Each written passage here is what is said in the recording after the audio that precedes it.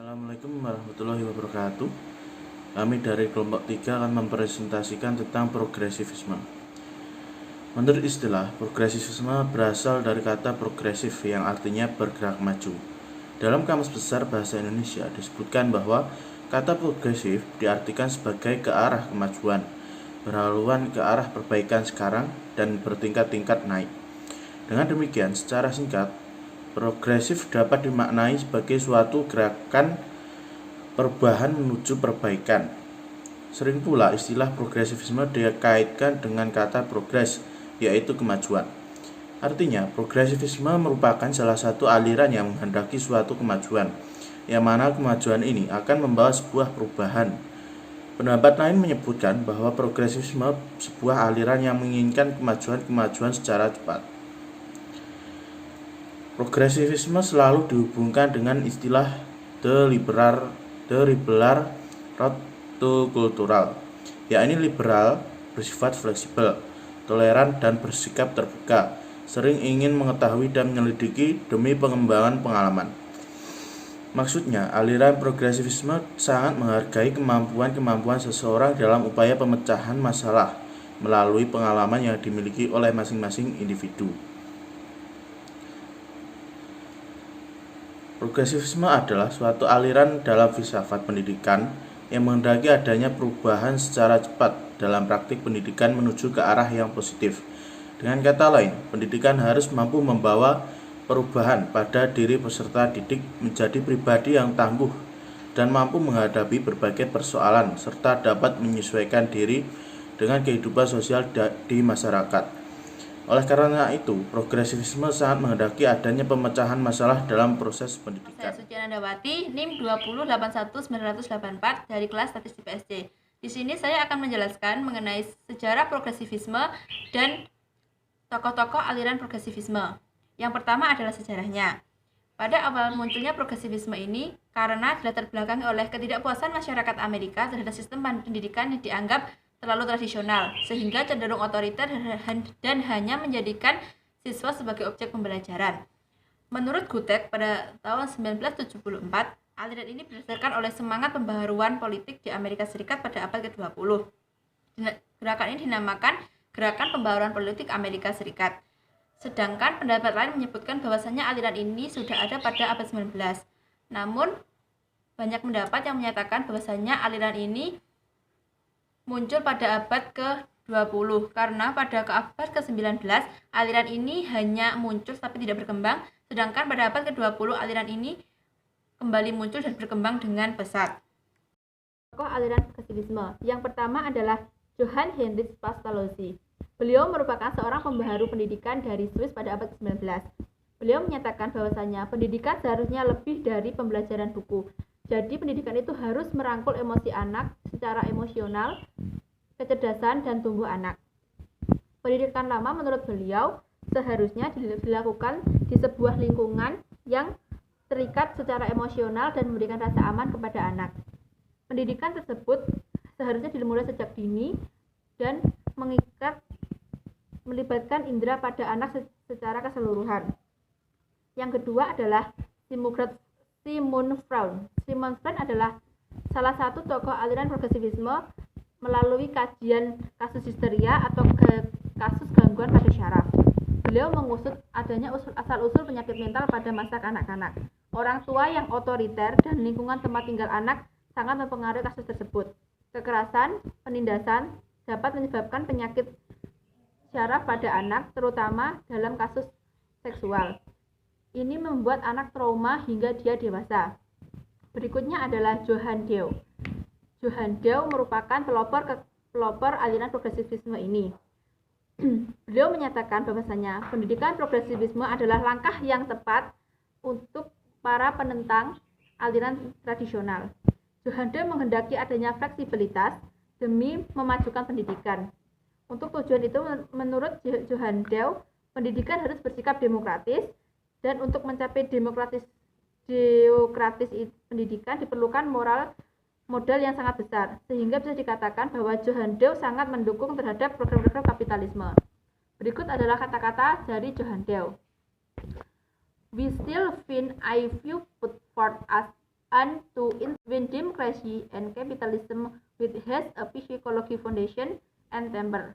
For it, I only because I of believe in a certain theory of human nature that the two are said to be famous twins, so that attack upon one is stirred at the life of the other. Kata Johan. Yang artinya, kami masih menemukan pandangan yang dikemukakan sebagai hubungan intrinsik dan perlu di antara demokrasi dan kapitalisme yang memiliki dasar psikologis dan temperamen. Karena itu, saya hanya yakin pada teori pasti tentang fitrah manusia bahwa keduanya dikatakan kembar siam, sehingga menyerang suatu pada kehidupan lain. Itu kata Progresivisme. Prinsip progresivisme. Progresivisme menekankan pada pentingnya melayani perbedaan individual, berpusat pada peserta didik, variasi belajar dan proses. Progresivisme merupakan landasan bagi pengembangan belajar peserta didik aktif.